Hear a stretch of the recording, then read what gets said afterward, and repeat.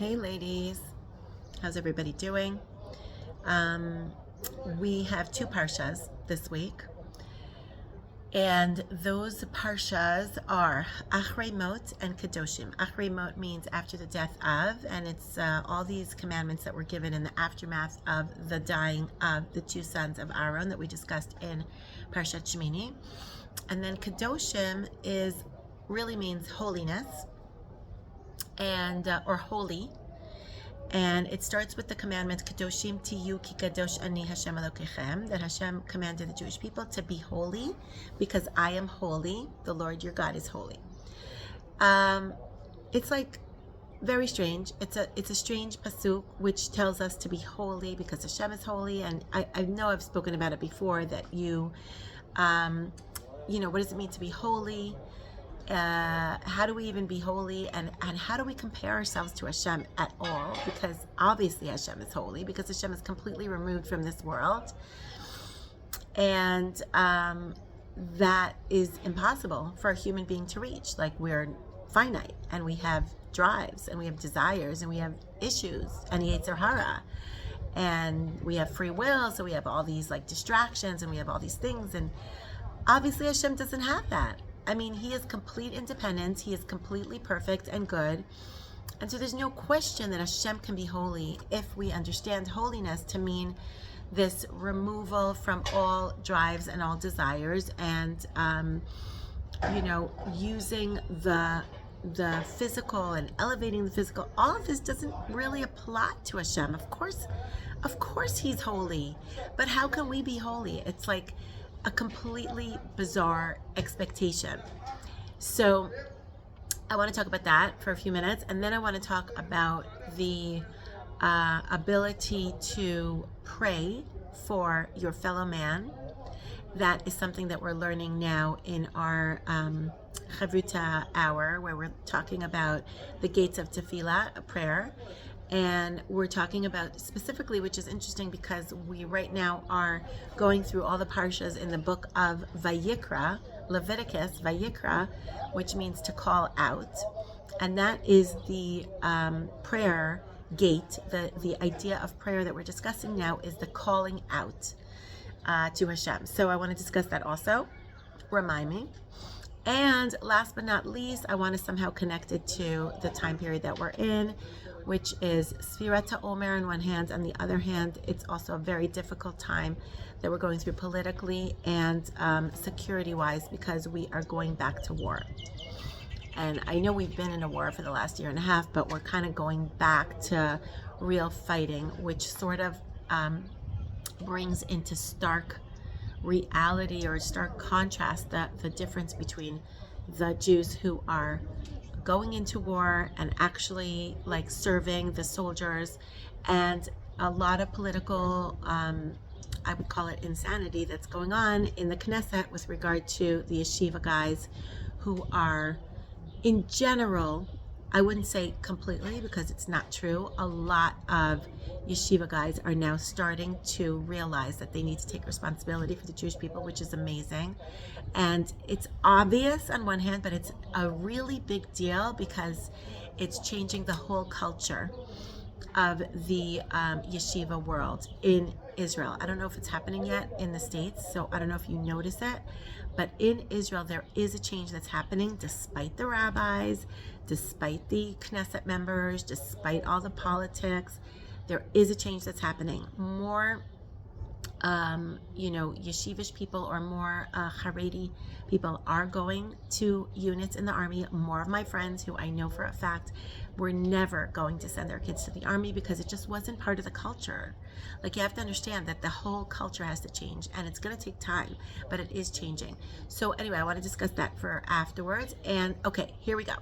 So what's the deal with, so there's a pasuk, okay, and it's very interesting. It says like this. In Parsha, it's in Achrei Mot, but it really is talking about this idea of holiness.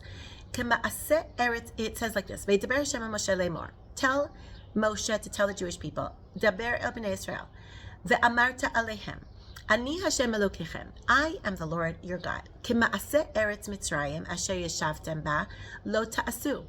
do not do as the Egyptians do. Those Egyptians that you came out of Egypt, when you came out of there, you used to be there. You used to be in that land. That land was disgusting. It was despicable. They were involved in all kinds of sexual immorality. Don't do that.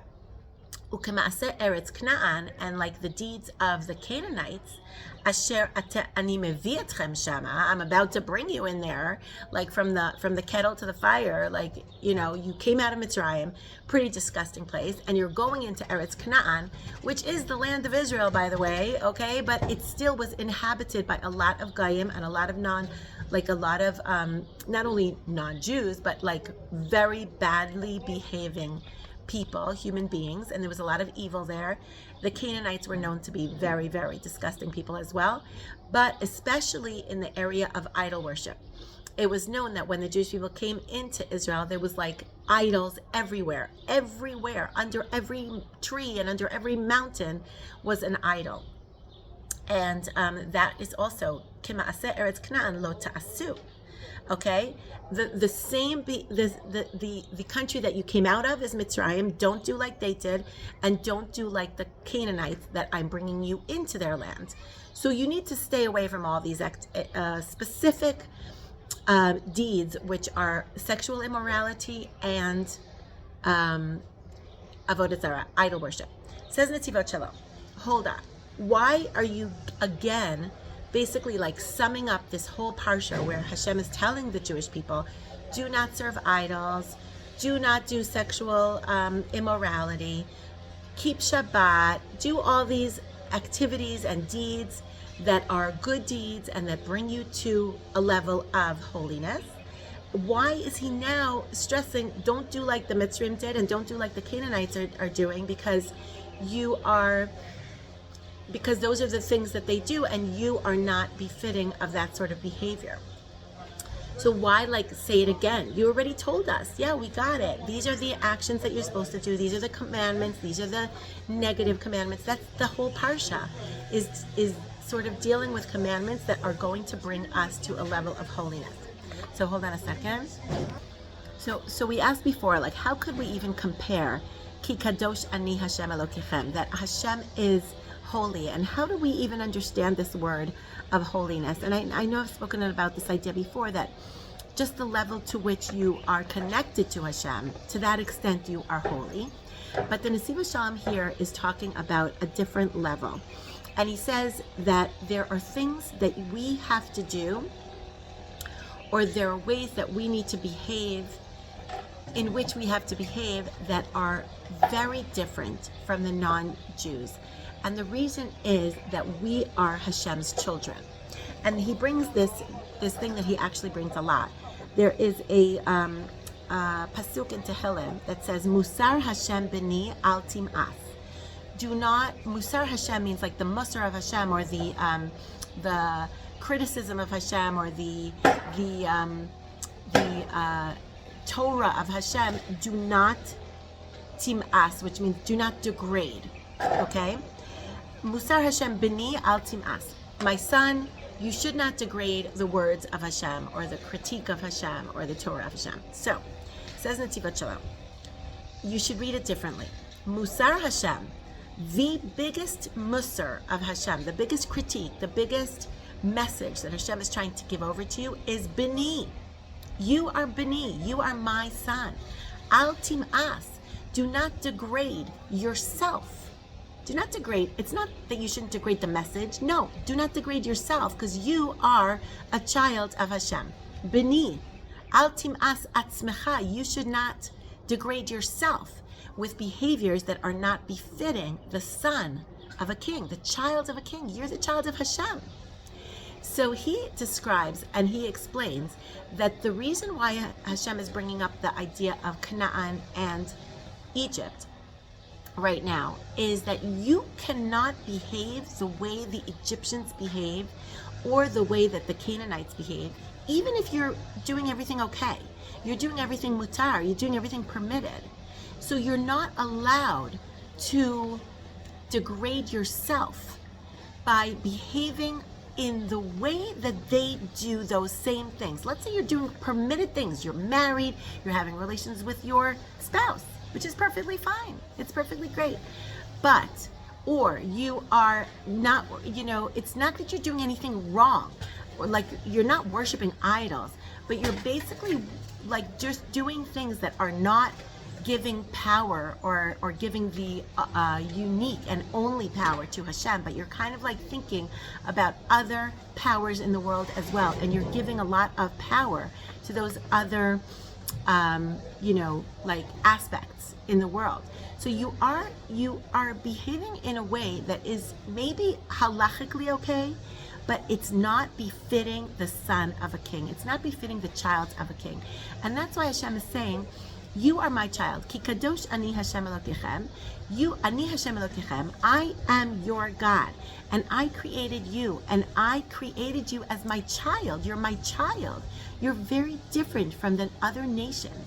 The other nations, it's the fact if they're also not supposed to worship idols, and they're also not supposed to have, sexual immorality or adultery or commit all these other sins. But when they do things that are basically just human, they have drives, they have desires, and when they behave in those ways, they are not blemishing, or they're not expected to be holy. They're not expected to elevate your basic mundane physical activities, because they are not the child of Hashem. I'm sorry, there's all this noise, but it's just like boiling hot, and I'm about to close the window, and there's people, construction working outside. So if you are able to take those same activities that are perfectly fine, but you're able to be mindful of the fact that you are a child of Hashem, and that you are doing these acts as part of your service of Hashem, and you're elevating them, and you're spiritual, and you're mindful, and you are understanding that Hashem gave you gifts, and Hashem gave you pleasures in life that you're supposed to partake of, and you do it with that level of consciousness and mindfulness, then you are behaving as a child of a king. And Hashem has to keep reminding you, lest you think that this is completely impossible for you to do, because I'm human, I'm finite. What are you talking about? How can I even behave that way? And he actually gives a story of like a big rabbi who was asked, I think it was the Baal Shem Tov, who was asked to give some advice to this king or to this ruler who was very ill. And the Baal Shem Tov said to him, you're very involved in despicable activities that are not doing well for your health. This is not a healthy way to behave. And so this ruler said to him, but Rabbi, are you able to withhold yourself from those kinds of activities that are not okay? And the Baal Shem Tov said, nah, listen, I'm too old already to have those kinds of desires. So don't ask me, like I'm not the right person to ask. And his student was with him, and he said, what are you talking about? Why didn't you say to him, I'm a Jewish person and I'm not allowed to do those things. So of course I don't have to do those things, and I don't feel the desire to do those things because I'm a Jewish person. And he said, are you kidding? You can't explain to a non-Jew what it means to be a Jewish person. And then he added to his student, you know what? You can't even explain to a Jew what it means to be a Jewish person. And that is really the point here, which we're saying, is that we are created by Hashem, and Hashem put in us a neshama. And that's why Hashem says, Ani Hashem Elokechem. I am the Lord your God. I gave you a neshama. I gave you a little bit of my kedusha. I gave you a piece of me, chelek Eloka mima'al, a piece of me, so to speak. So, Ki kadosh ani Hashem Elokechem. Yes, I can compare you to me, because I gave you Jewish people chelek Eloka mima'al. It's like a little bit of a genetic piece of me, so to speak. I don't understand it, but it is the truth. Hashem gave us a neshama, and so we are His children. And that is why He can expect of us to elevate ourselves, to be conscious of what we're doing, to elevate the mundane, to elevate the physical, and to make it spiritual, towards a spiritual end. And we are expected to make use of our unique, incredible strengths that we have within us, within our neshama, and to elevate ourselves and to become a little bit like God and to be different than all the other nations. So that's number one. And number 2 is the idea of tefillah that we've been discussing now, the calling out to Hashem. And the She'arim B'Tefillah that Rav Shimshon Pincus talks a lot about focusing your prayer. This calling out is not only just calling out to Hashem, which we talked about last week a little bit about a name, using a specific name of Hashem, but here it's talking about focusing your prayer to exactly what it is that you need and asking Hashem only for that thing. And then he also brings up this idea that we need to understand that we can call out to Hashem whenever we want, and that Hashem is really able to fulfill all our needs. And if we have that realization, we will understand that we can pray for everybody. It's like Rav Shimshon Pincus says, like, let's say, imagine, God forbid, you were like walking down the street and you see your friend like fell and is like literally bleeding to death, or had a car accident, or he's in major trouble, and you had the ability, because you have a cell phone and you're a perfectly able person, you could call a doctor, you could call 911, you could call Madda, you could call, Hatzalah. Like, hello, you need to call the person that can help your friend, even if it's not your friend. If it's a complete stranger, you would do it because you're human and you're decent and you're not cruel, you're compassionate. So he says, so with our brethren, with our brothers, with our Jewish people, Jewish brothers, we always have to at least pray, because praying is calling Hashem for them, for whatever it is that ails them. If they are in a spiritual difficulty, if they're having spiritual challenges, if they're having mental challenges, if they're having health problems, that we kind of know. I think we kind of got used to that idea. And especially if they're injured and they're in the war, and for us to also pray for the hostages, and for us to pray for the soldiers that they be completely protected. So if you can't do anything else, and if you can't go to the army for whatever reason, okay, ideologically, or because your children are already past that age, or you just can't, okay, because you can't, you're beyond the age, you're running a family, there's something that you can't do, or you can pray for these people, and it's calling out to Hashem, it's calling for help, it's like calling 911. It's the least you can do. So if you know a friend or a soldier, or a mom of a soldier, or a person who's injured, or a person who's just going out to war and needs to be protected, you need to get that information. It's a very simple piece of information. The information is, what is that person's name and what is the person's mom's name? Okay, and that's it. And you pray for them.